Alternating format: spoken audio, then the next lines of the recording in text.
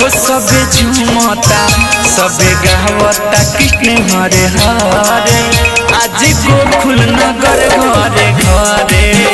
सबे गावता कृष्ण हरे हरे आज गोकुल नगर घरे घरे बसु हमन पावन समैया ओइले गगन से चांदी उतारे सबे गावता हो सबे झूमता सब गावता कृष्ण हरे हरे आज गोकुल नगर घरे घरे सब गावता कृष्ण हरे हरे आज गोकुल नगर घरे घरे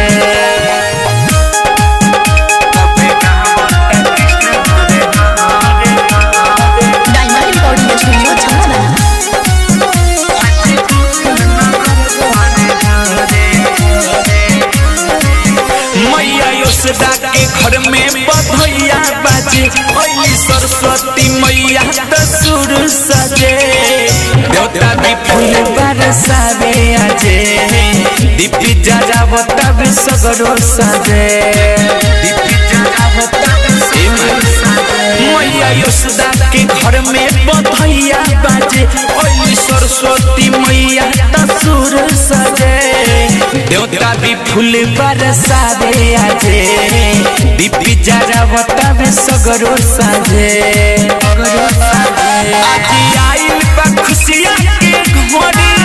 नारद नारायण कह के कहरे सब गावता हो सब झूमता सब गावता कृष्ण हरे हरे आज गोकुल नगर घरे घरे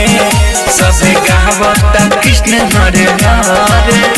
आज गोकुल नगर घरे घरे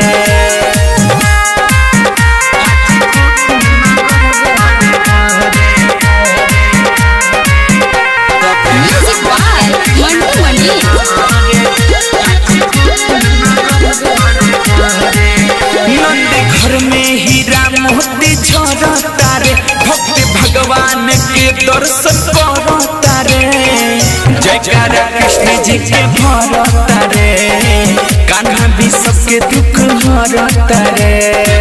कान्हा भी सबके दुख हरता रे नंद घर में हीरा मोती झरता रे भक्त भगवान के दर्शन करता रे जयकारा कृष्ण जी के भरता रे कान्हा भी सबके दुख हरता रे बड़े अजय चंद्रेश्वर लिखवैया अलबेला भी गुणगान करे सब गावता हो सब झूमता सब गावता कृष्ण हरे हरे आज गोकुल नगर घरे घरे सब गावता कृष्ण हरे हरे आज गोकुल नगर घरे घरे बसु हमन पावन समैया ओइले गगन से चांदी उतारे सब गावता हो सब झूमता सब गावता कृष्ण हरे हरे आज गोकुल नगर घरे घरे सब गावता कृष्ण हरे हरे आज गोकुल नगर घरे घरे।